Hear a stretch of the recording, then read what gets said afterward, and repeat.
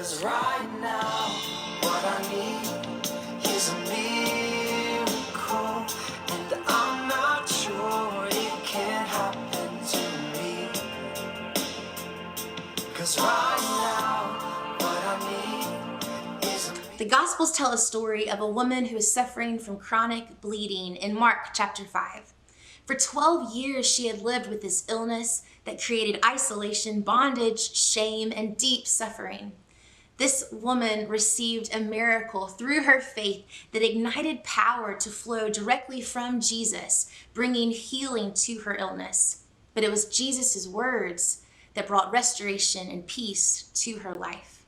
This story invites us to the feet of Jesus, where we too, through our faith and belief, can trust that his presence can bring healing to our deepest desperation and need, and his words offer restoration and peace to our life.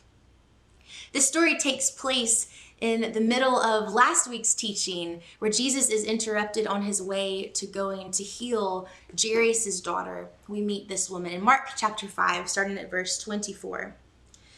A large crowd followed and pressed around him, and a woman was there who had been subject to bleeding for 12 years. She had suffered a great deal under the care of many doctors and had spent all she had, yet instead of getting better, she grew worse. When she heard about Jesus, she came up behind him in the crowd and touched his cloak, because she thought, if I just touch his clothes, I will be healed. Let me set the stage for you. Not only is she a woman, and during this time in ancient culture would have had no rights, but she was also continually unclean due to her bleeding, a true outcast for her community. She could have no contact with others under the law of that day. She was living a less than existence, isolated, alone, cast out, ashamed, fearful, hurt, exhausted, lonely, afraid, suffering, desperate. It says that she tried everything to cure her illness, including spending all her money and resources on doctors. And in fact, they were just making her condition worse. And there are two real threats of death here. First, the condition of her bleeding is leading her on a trajectory toward death, and it was only a matter of time. And number two, the woman knew better than to be in a crowd like this. The Jews considered her uncleanness contagious. If anyone would touch her, they would be spiritually and physically unclean too. And because Jesus was surrounded by a crowd, she probably had to do some pushing to get that close to him, which means that she would have contaminated every person that she touched. Had anyone recognized her, she could have been stoned to death right then and there. So why take the risk? Because she was desperate. She had nothing left to lose. Desperation leads us to the feet of Jesus.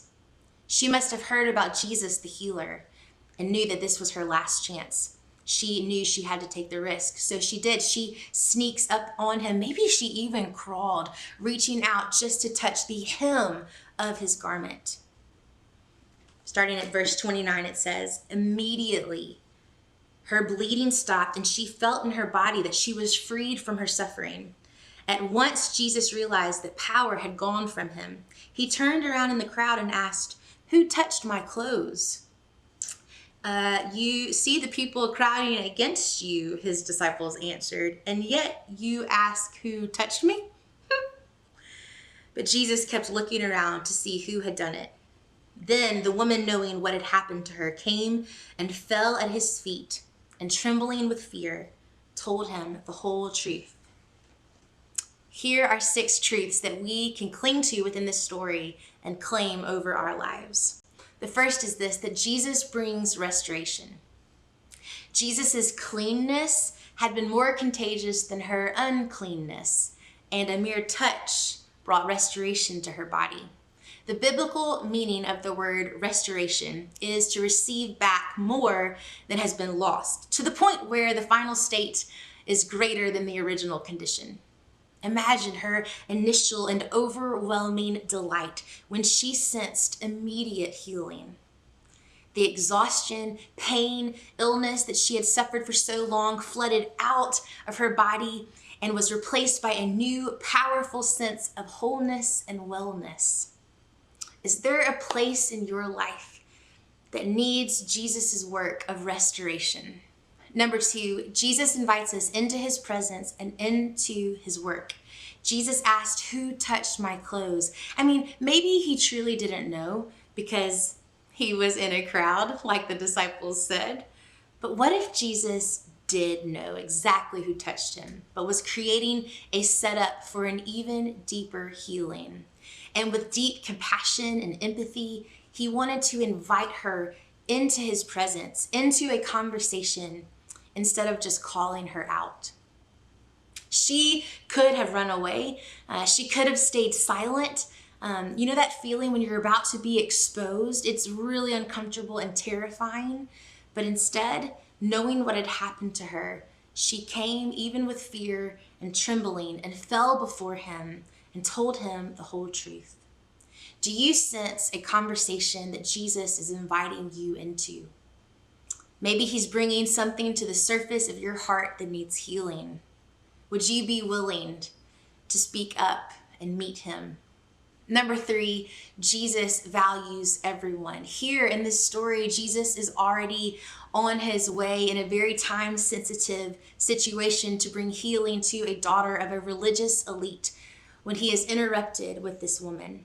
And instead of brushing her off, Jesus invites her into his presence and listens to her tell him the whole truth.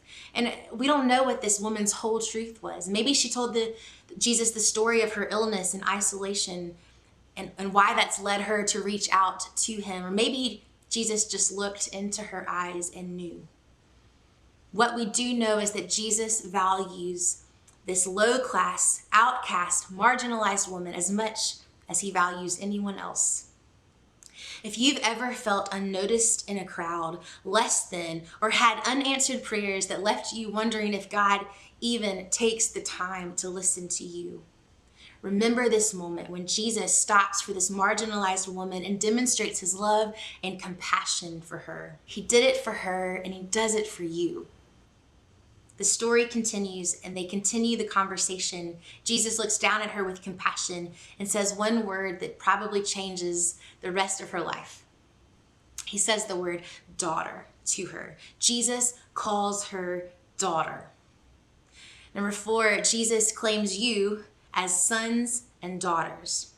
Of all the things this woman probably thought of herself, like how she might have even deserved to have this condition because maybe there was something that she had done in her past, or how maybe her family felt ashamed for all these years of her, or how she might rather just disappear and die than be exposed publicly in this moment. She wasn't likely thinking of herself as a beloved daughter of a loving father. Jesus spoke the gospel message to her in one word: daughter. These words carry a weight of kindness and acceptance, belonging. It says that she's chosen and seen and valued. These are much different words than the words she carried before she met Jesus. Jesus speaks the gospel message to us, calling us his sons and his daughters. Is there a place in your heart that needs to receive this affirmation? Number 5, faith can ignite a miracle. Verse 34, Jesus said to her, "Daughter, your faith has healed you. Go in peace and be freed from your suffering." When the woman reached out to touch Jesus, the hem of his garment, power flowed directly from him into her, immediately bringing healing over her body, almost as if she stole power, if that was even possible. Now, we know that Jesus' power helped to bring healing to her, but Jesus says to her, "Daughter, your faith has healed you." N.T. Wright says this about faith. He says, "Faith, though itself powerless, is the channel through which Jesus' power can work." It was her trust in Jesus' power that saved her, and her trust was confirmed by the risk that she took to access his power. Don't underestimate the power of faith and belief. Faith and belief don't always ignite a miracle. But because of the one you're putting your faith and belief into, we can trust God at work, bringing good, making good, and being present with us in whatever circumstance that we are in. And number 6, Jesus leaves us with peace. Jesus said, "Daughter, your faith has healed you. Go in peace. Your suffering is over." He tells her to go in peace, a state very different from the way she entered the scene. Jesus affirms her faith, assures her that her suffering is over, and then sends her on her way in peace.